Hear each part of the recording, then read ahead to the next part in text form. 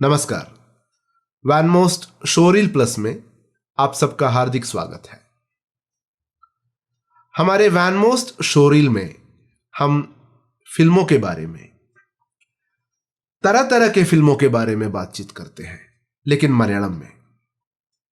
यहां वैनमोस्ट showreel plus में हम बातें करेंगे या तो हिंदी में या फिर अंग्रेजी में कुछ चुनिंदा फिल्मों के बारे में। सबसे पहले हमारे माननीय दर्शकों से एक रिक्वेस्ट है, एक अनुरोध है। मैं केरल से हूं, मेरी मातृभाषा मलयालम है। अपनी रोजमर्रा की जिंदगी में 100% 100% मलयालम में और सिर्फ मलयालम में बातें करता हूं, सोचता हूं। इसलिए यहां वैनमोस्ट शोरील प्लस में मैं आपसे कम्युनिकेट करूंगा अपनी खुद की काम चलाऊ हिंदी में।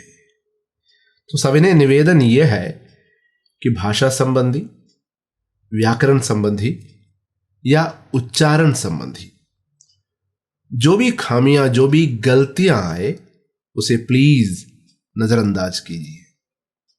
हमारा फोकस फिल्मों पर होगा, सिर्फ फिल्मों पर। आज इस पहले एपिसोड में, वैनमोस्ट शोरील प्लस के इस पहले एपिसोड में हम आपके लिए चुन के लाए हैं एक बंगाली फिल्म जो कि रिलीज हुई थी सन 2017 में, 2017 में। फिल्म का नाम है बंगाली में मयूराक्षी, यानी कि मयूराक्षी, और इसके निर्देशक है अतनु घोष, जो पिछले 10-11 सालों से बंगाली फिल्म जगत में सक्रिय है। इस फिल्म को चुनकर इसके बारे में बातचीत करने का निर्णय हमने इसलिए लिया क्योंकि इस फिल्म के जो दो प्रमुख किरदार हैं, जो दो प्रमुख कैरेक्टर्स हैं, उनमें से एक को निभाया है बंगाली के जाने माने अभिनेता सौमित्र चटर्जी, जिनका हाल ही में निधन हुआ है। জীবনের কিছু কিছু মুহূর্তে ইউ নিড ব্যাকগ্রাউন্ড মিউজিক। বাবা, কি হলো? ভায়োলিনটা নামিয়ে রাখলাম।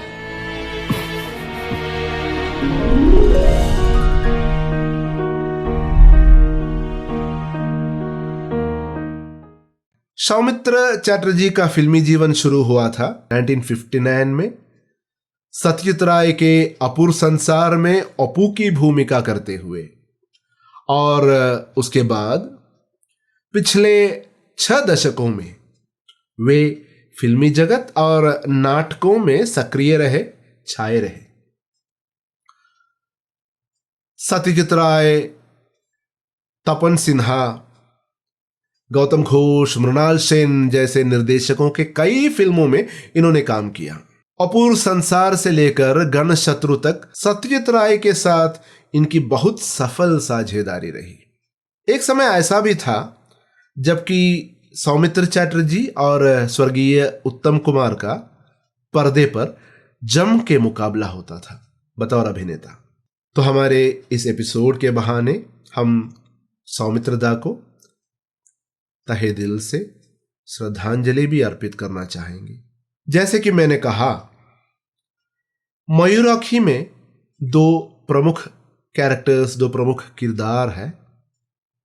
एक को निभाया है सौमित्र दा और दूसरे किरदार की भूमिका में आए हैं प्रोसेनजीत चटर्जी, जो कि आज के दौर के बहुत ही सेंसिटिव अभिनेता माने जाते हैं।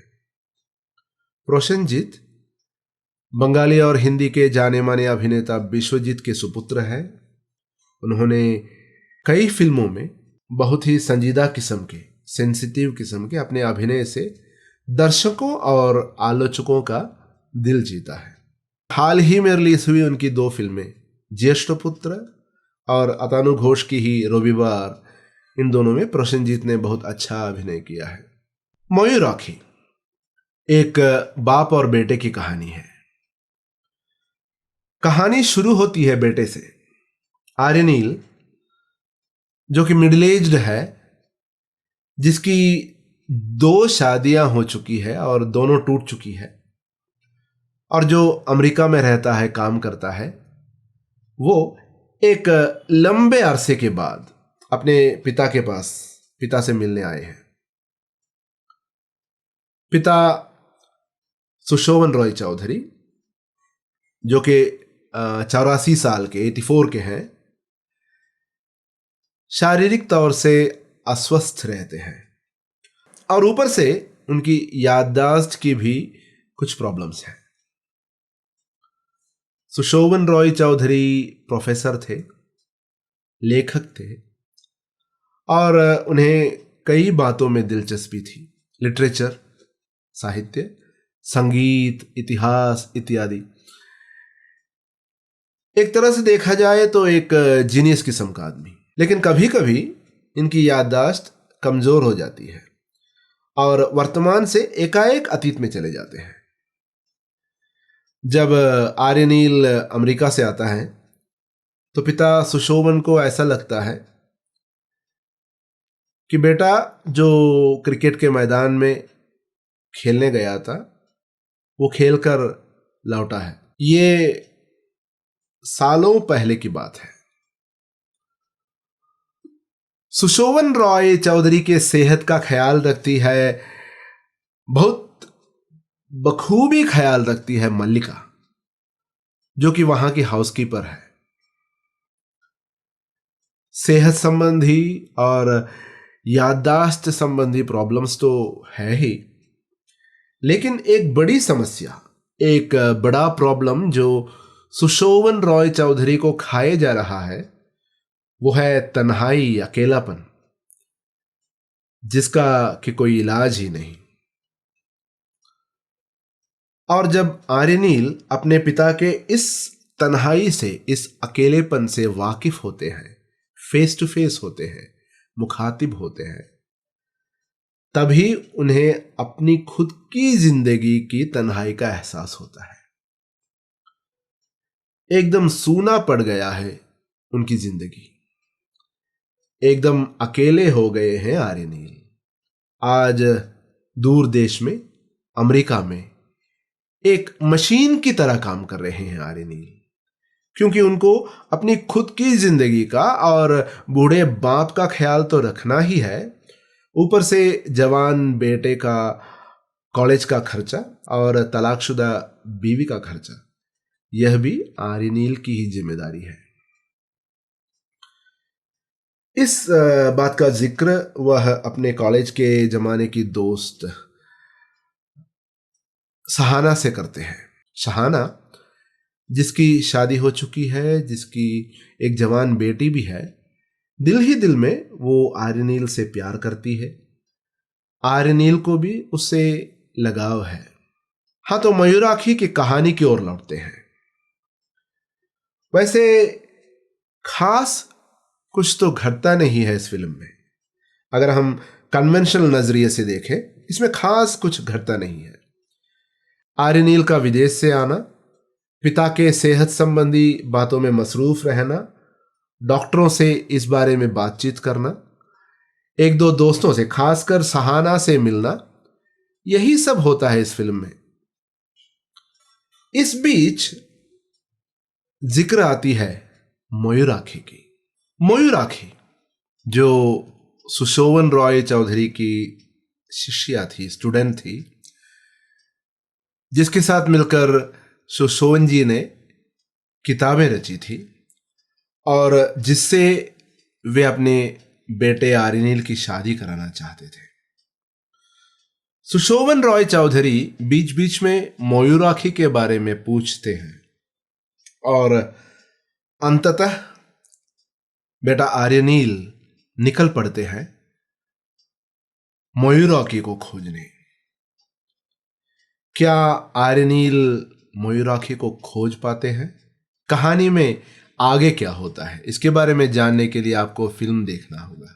अतनु घोष के इस फिल्म की भरपूर प्रशंसा हुई है, लेकिन इसके क्लाइमैक्स के बारे में कई नेगेटिव क्रिटिसिज्म्स भी आए हैं।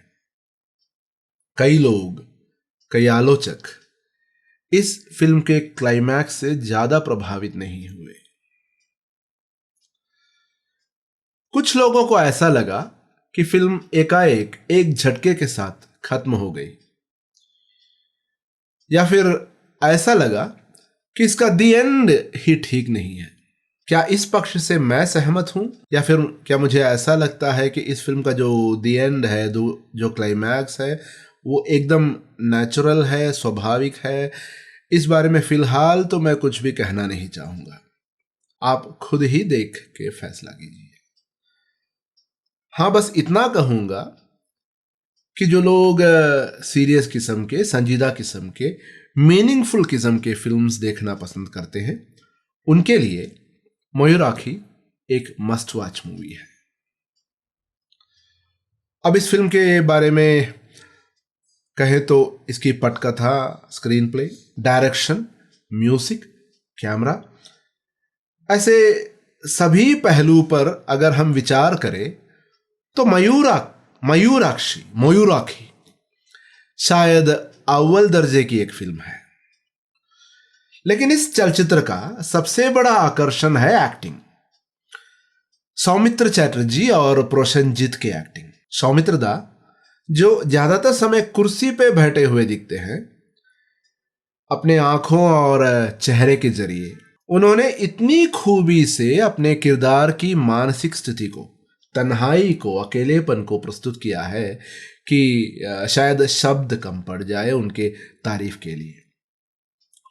और अभिनय के मामले में बराबर के टक्कर दे रहे हैं प्रोसेनजीत चैटर्जी भी। मेरा मत है कि इन दोनों के एक्टिंग के लिए ही एक दो बार ये फिल्म देख लेनी चाहिए। सुदीप्ता चक्रवर्ती, जो मल्लिका की भूमिका निभा रही है, और इंद्राणी हलदार, जिन्होंने सहाना का किरदार निभाया है, इन दोनों के एक्टिंग का जिक्र न करूं तो शायद नाइंसाफी होगी, सरासर नाइंसाफी होगी। তুমি কত সহজে বলতে। এই মেঘ থেকে কি বৃষ্টি পড়বে? এইখানে একটা জানলা করে দিলাম, ওর মন কেমন করলে এখানে এসে বসবে। জীবন মানে শুধু আসা যাওয়া আর খোঁজা। আমি একটু পরে এসে তোমাকে নিয়ে যাবো। ভুলে যাস না। ভুলবো না। टंग टंग टंग टंग। मयूराक्षी आप देखिएगा।